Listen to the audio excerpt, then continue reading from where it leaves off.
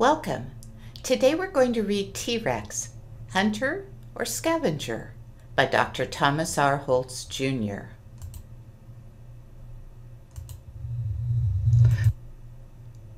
Chapter 1.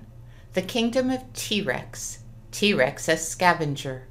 The time is 66 million years ago. The place is the vast forest that will one day be the western part of North America.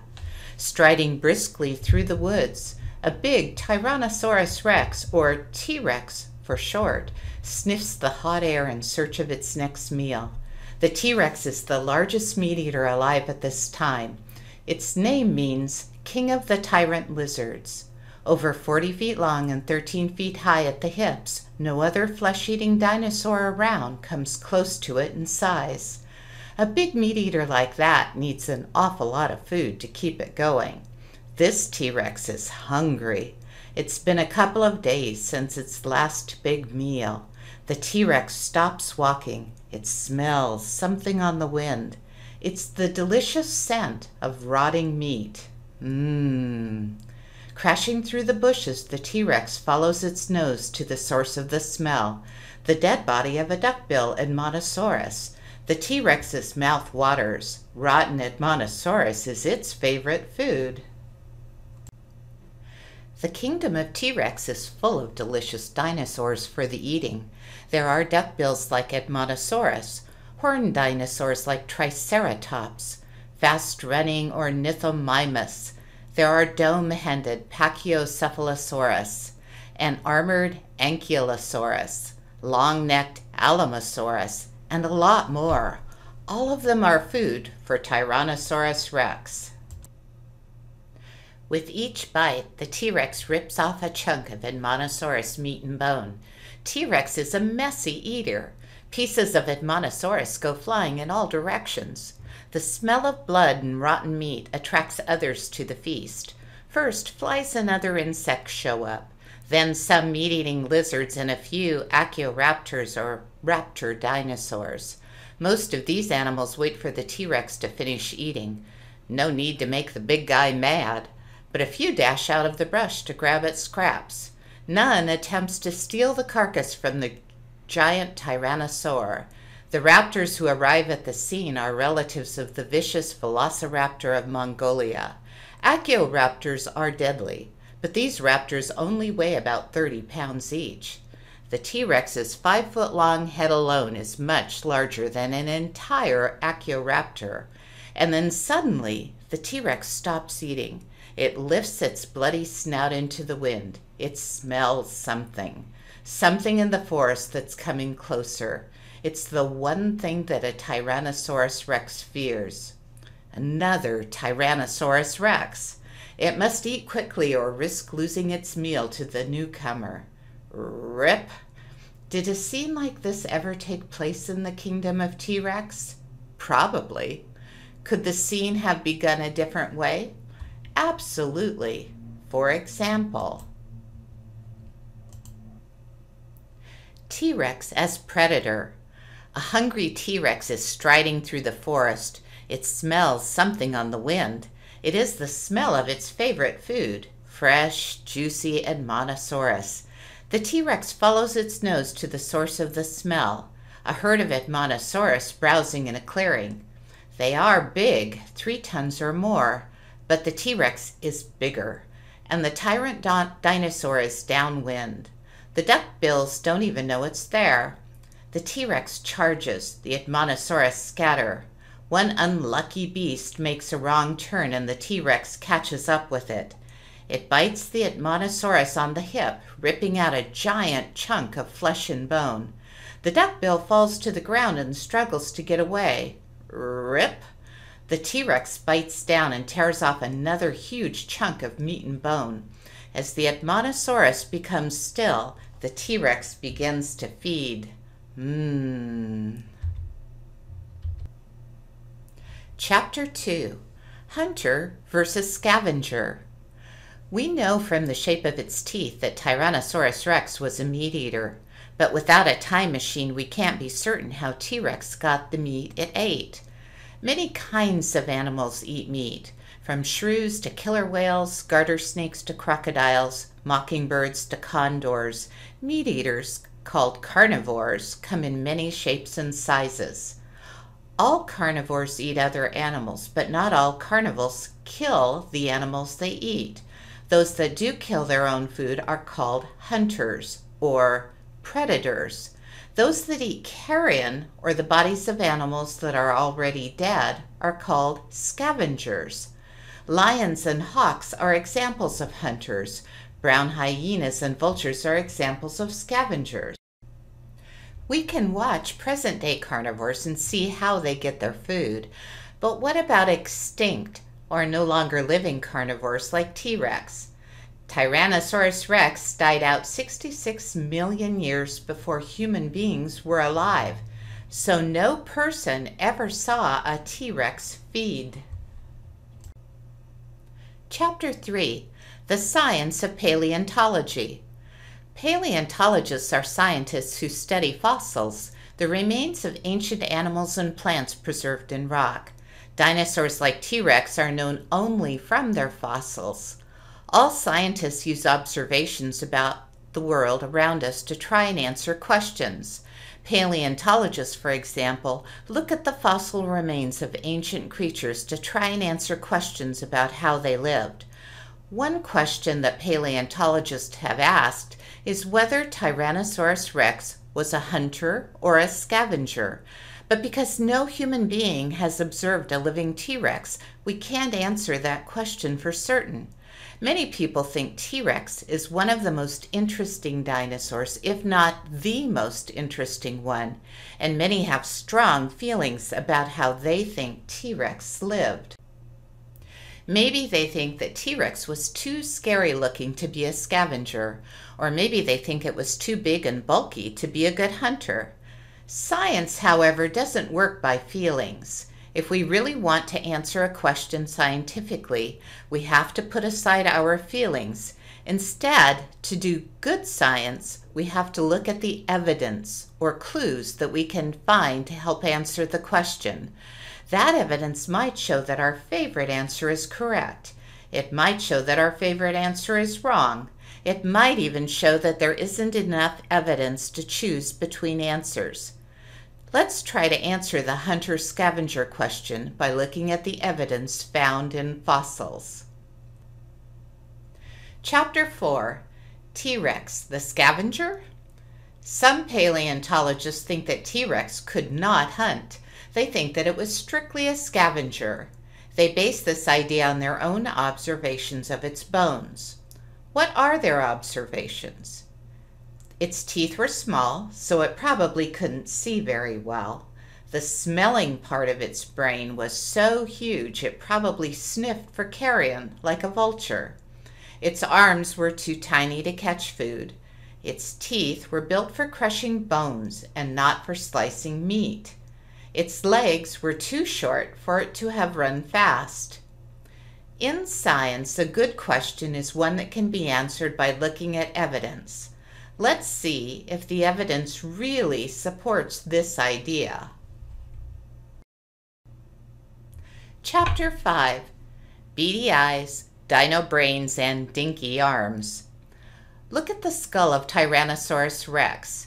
At first glance, it looks like the space for the eyeball is really small, especially compared to the rest of the head. Some paleontologists think that this would have made T-Rex's eyes too beady or small to see well.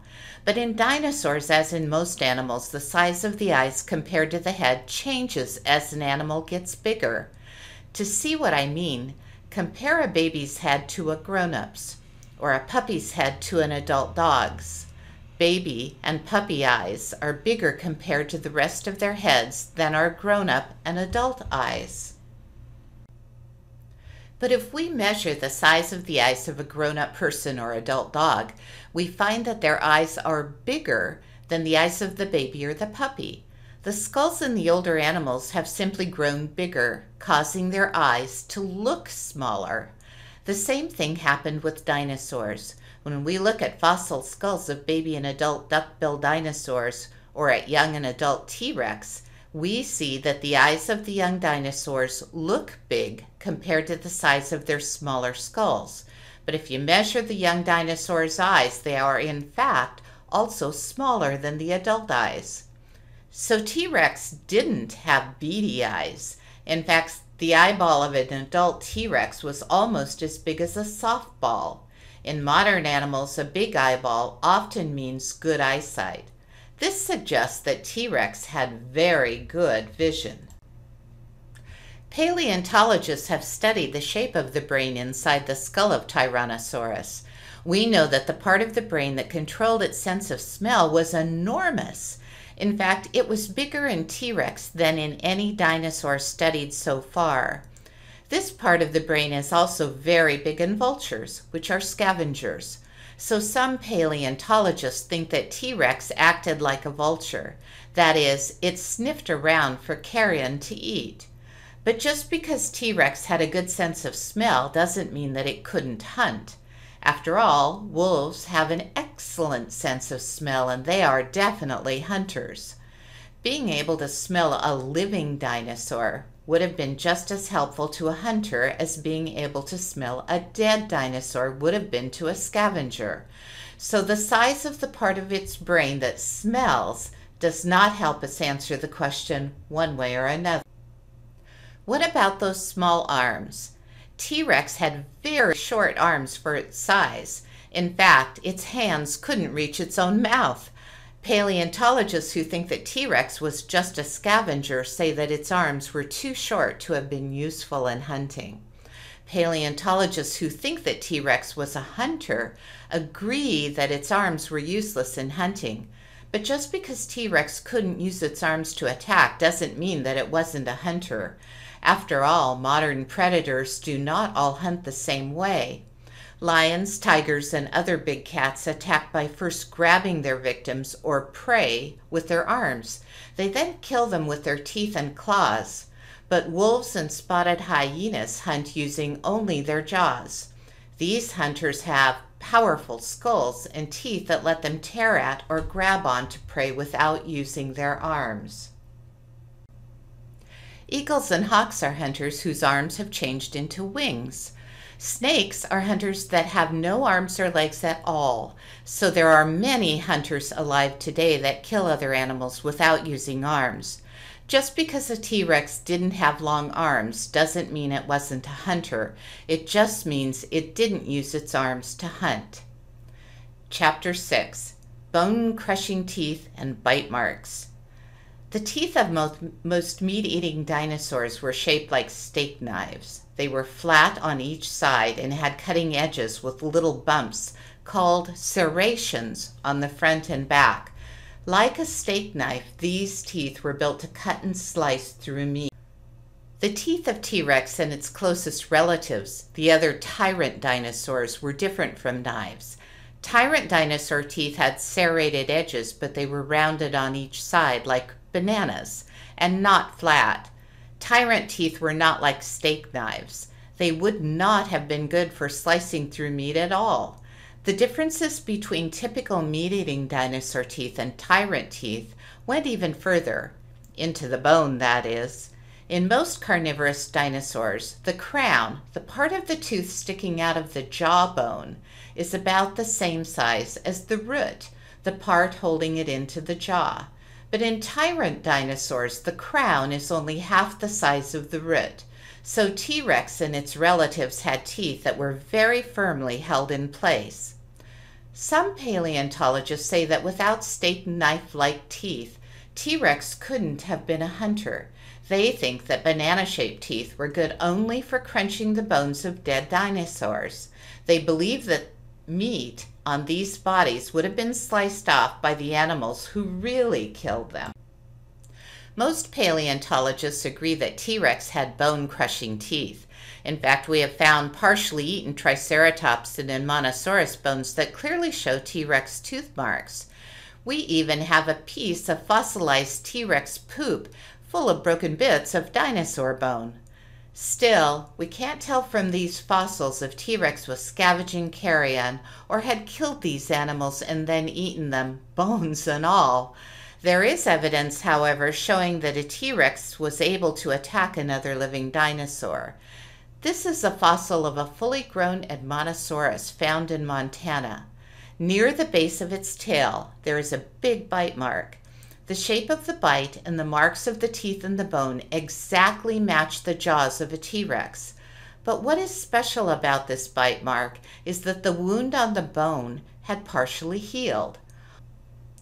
Only a living animal can heal, so we know that at least once a T-Rex bit a living duckbill. Modern hunters often fail to kill their prey. This was probably true of T-Rex too. Does having bone-crunching teeth mean that T-Rex was only a scavenger? Almost certainly not. After all, the most famous bone-crunching carnivore today is the spotted hyena, which many people mistake for a scavenger, but which is really a very active predator.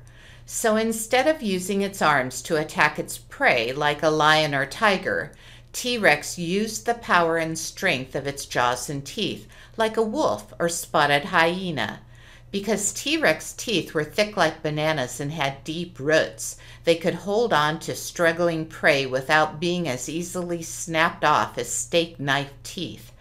T-Rex might have had useless arms, but its jaws and teeth were very dangerous. Chapter 7. Looking at Legs. Some paleontologists think that T-Rex was not a hunter because its legs were too short for it to run fast.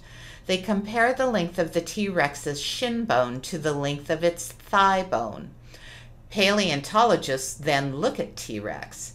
In a full-grown adult, the shin bone is slightly shorter than the thigh bone.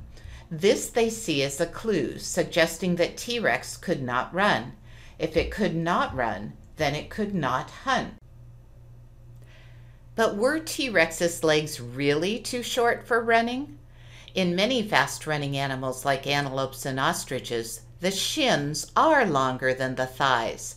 But in a few fast-running animals like horses and lions, the thighs are a little longer than the shins.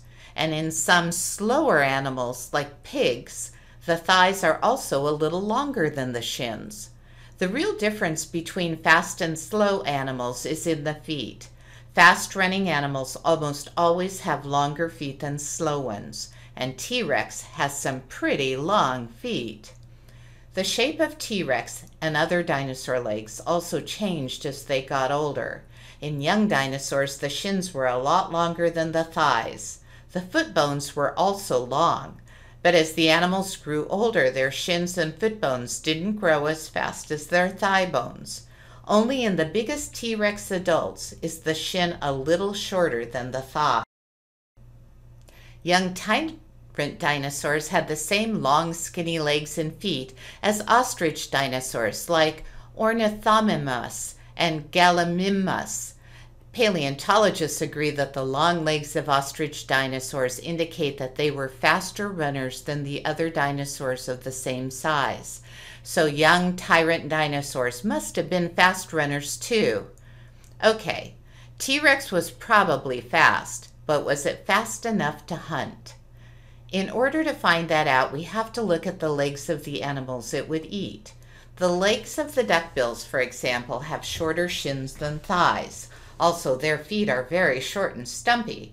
In comparison to tyrant dinosaurs, duckbills have shorter and heavier, and probably slower legs. The horned dinosaurs who lived in the kingdom of T-Rex had even shorter shins. They were probably even slower than the duckbills. So, was T-Rex too slow to hunt? Definitely not. Although we can never know exactly how fast a T-Rex was, its bones were better built for running than those of the plant eaters in the kingdom. To be a hunter, it simply had to be faster than its prey, and that's what the bones show. Chapter 8. Modern Meat Eaters. We've heard the scavenger-only argument. We've seen the fossil evidence. How well does the argument hold up? Let's review.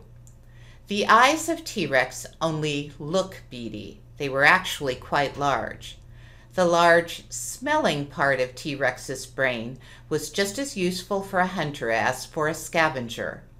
The arms of T-Rex probably were useless for hunting, but many living hunters only used their jaws to capture and kill food. The teeth of T-Rex were not good for slicing, but they were excellent for biting huge chunks out of struggling live victims. The legs of T-Rex were better built for running than those of any of the plant eaters in its kingdom. Based on this evidence, the scavenger-only argument does not hold up very well at all. In fact, when we look at modern meat-eaters, we find that very few of them are only scavengers or only hunters. There are a few that are just one or the other. Vultures are one exception. They eat only carrion. Wild snakes are another. They eat only live food. Most carnivores in the world today are both scavengers and hunters. For example, lions are famous for their hunting skills, but in the wild, lions get 1/10 or more of their food from scavenging carrion. People tend to think of spotted hyenas as scavengers, but they actually get 2/3 of their food from hunting. In fact, in some parts of Africa, hyenas get 9/10 of their food by hunting. That's the same as lions. This shows why feelings are a bad way to do science. We might feel that lions are hunters and spotted hyenas are scavengers, but when we actually observe them feeding, it turns out that both are hunters and scavengers. If we trusted our feelings without actually observing these animals, we would be mistaken about their lives. Chapter 10. The Life of T-Rex. We know that lions and hyenas are both hunters and scavengers because we can go to Africa and see them doing both. But without a time machine, we can't watch a living T-Rex feed. Scientists make educated guesses about the life of T-Rex by looking at its bones and comparing it to living meat-eaters. We've seen that the scavenger-only evidence does not hold up, but that doesn't mean that T-Rex never scavenged. Of course it did. We are certain that T-Rex ate carrion when it found it. After all, carrion is a free meal, and most animals and people won't pass up a free meal when they're hungry. Feeding on carrion is also a lot less dangerous than attacking a living dinosaur. A T-Rex could actually get hurt while chasing after a duckbill. Even worse, it could get killed fighting a horned triceratops or armored ankylosaurus. But a dead triceratops isn't dangerous. It can't fight back. And because T-Rex was bigger than all the other meat-eaters in its kingdom, it could easily chase other meat-eaters away from their own kills. Did T-Rex get only 1/10 of its food from carrion? Half of its food? Most of its food. Without being able to watch a living T-Rex, we can't know for certain. But T-Rex definitely could hunt when it wanted to. Remember that Edmontosaurus tail with the bite taken out of it? That showed that at least sometimes a T-Rex would attack a live animal. Paleontologists can even make some reasonable guesses about how T-Rex would attack. T-Rex would have probably hunted like a giant wolf or giant spotted hyena. It would run up to its prey, grab it with its strong jaws, and rip out big hunks of meat. It certainly wouldn't use its little arm. Remember the 2 stories at the beginning of this book? In one, the T-Rex found some carrion to eat. In the other, it killed an animal for food. Both things happen from time to time in the kingdom of T-Rex. Just like most carnivores today, Tyrannosaurus rex was probably a hunter and a scavenger. Tyrannosaurus rex and its world are long gone, and we will never see one alive. Paleontologists might disagree about how it lived, but we all agree that by asking questions and examining fossils, we can bring it back to life in our imaginations.